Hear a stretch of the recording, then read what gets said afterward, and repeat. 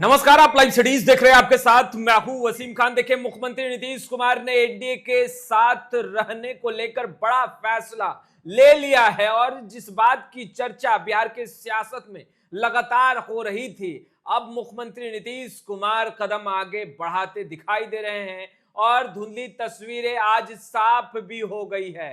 जी हां, बिल्कुल। देखिए, कहा जा रहा था कि नीतीश कुमार आगे कौन सा कदम बढ़ाएंगे, सभी लोगों की निगाहें मुख्यमंत्री नीतीश कुमार पर थी और आखिरकार मुख्यमंत्री नीतीश कुमार ने कदम आगे बढ़ा ही लिए। दूसरे तरफ देखिए, तेजस्वी यादव ने भी फोन घुमाया। फोन पर लंबी बातचीत हुई है। हमारे साथ रवि उपाध्याय सर हैं, वरिष्ठ पत्रकार हैं। तेजस्वी यादव ने फोन पर किससे बात की, लालू प्रसाद यादव के साथ साथ राबड़ी देवी की भी बातचीत हुई है, बधाई भी देते नजर आ रहे थे। रवि सर, जिस तरीके से बीते कुछ घंटों में धुंधली तस्वीरें साफ हुई है, मुख्यमंत्री नीतीश कुमार ने फैसला भी ले लिया है। देखिए, निश्चित रूप से जो मणिपुर की जो घटना दिखाई पड़ी थी, देखिए एक बात समझना पड़ेगा, मणिपुर बीते 2 वर्षों से कमोबेश आपको हिंसा से प्रभावित है वहाँ पर। और उस बीच में वहाँ पर जिस तरीके से वहाँ एनडीए की गवर्नमेंट कह लीजिए, बीजेपी लीड गवर्नमेंट कह लीजिए, वहाँ पर जो जेडीयू जो वहाँ पर 6 उसके एमएलए कभी हुआ करते थे, वह 5 चले गए भारतीय जनता पार्टी का। बीते लंबे समय बाद जो है दामन थाम लिया और एक ही विधायक रह गए थे, मोहम्मद अब्दुल नासिर।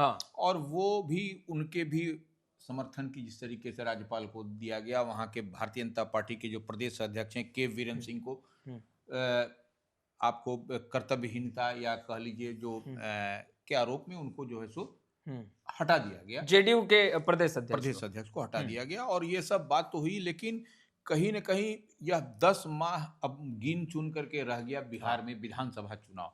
और ये जो समीकरण दिखाई पड़ रहा है कि आपको मणिपुर कहाँ है, बिहार कहाँ है, लेकिन नीतीश कुमार ने कहीं न कहीं एक लाउड एंड क्लियर मैसेज देने का काम किया कि हम एनडीए के साथ मजबूती के साथ हैं। और जो इस तरीके से जो वहाँ के प्रदेश अध्यक्ष ने किया, उनको कर्तव्यहीनता के आरोप में या जिस तरीके से वो पार्टी के विरोधी कह लीजिए या पार्टी के बगैर किसी सलाह मशवरा के अनुशासनहीनता का उन पर आरोप लगा करके उनको वहां से पदमुक्त कर दिया गया।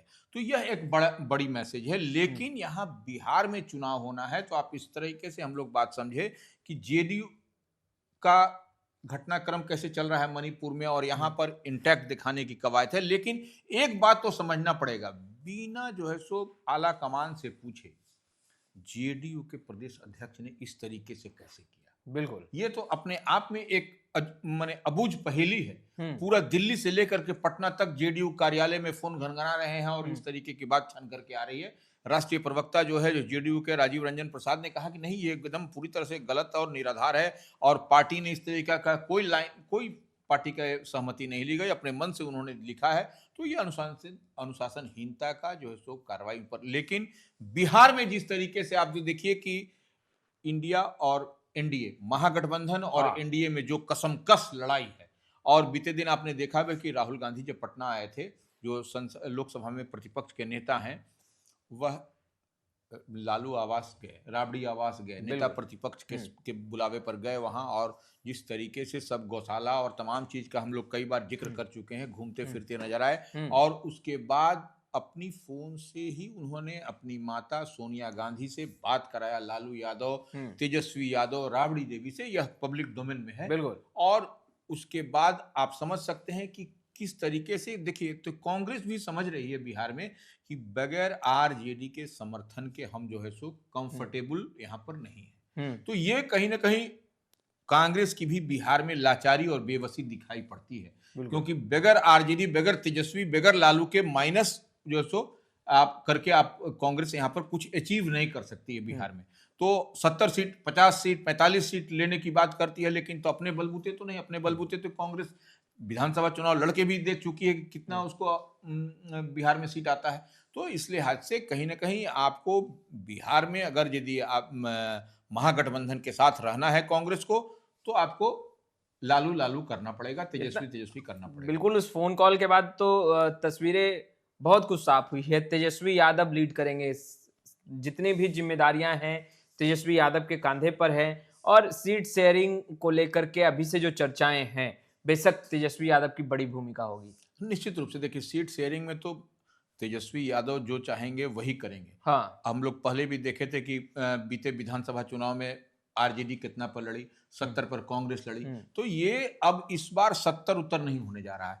अब देखिए, तेजस्वी और लालू प्रसाद यादव और राहुल गांधी का एक जगह मिलना कहीं इस बात पर मुहर लगाता है कि जो महागठबंधन में तेजस्वी यादव कहेंगे उतनी ही सीट कांग्रेस को मिलती हुई दिखाई पड़ेगी। क्योंकि देखिए, आपको वाम दलों का भी तेवर कड़ा है।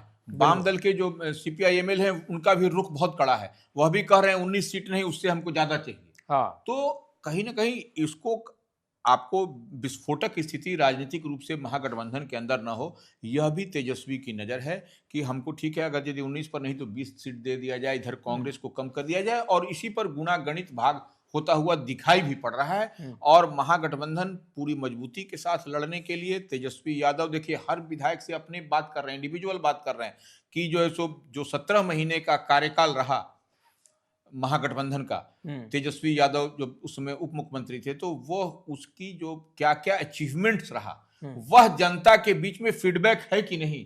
वह उन सब स्थानीय विधायकों से जब घूम रहे हैं, जब अपनी यात्रा पर अभी निकले हुए हैं, संवाद यात्रा पर, तो वह सबसे पूछ रहे हैं, इसकी जानकारी ले रहे हैं और ग्रास रूट लेवल पर क्या इसका फीडबैक है, यह भी जान रहे हैं। और जो विधायक से पूछ रहे हैं अपने पार्टी के तेजस्वी की, अगर आप 5 चीज बताइए कि महागठबंधन का जो 17 महीने का कार्यकाल रहा उसमें क्या क्या अचीवमेंट रहा, इस बात को बताइए। उसमें अगर तो वो कोई विधायक बता पा रहे हैं, कोई विधायक नहीं बता पा रहे हैं, तो इस पर भी उनकी नाराजगी हो रही है कि आपने 17 महीने के कार्यकाल में जो हमारी महागठबंधन की सरकार ने किया वह तो बताइए। तो यह सब कहीं ना कहीं एक तरीके से पाठशाला भी तेजस्वी की लगती हुई दिखाई पड़ रही है पूरे हर विधानसभा क्षेत्र में, राजद के जितने भी विधायक हों।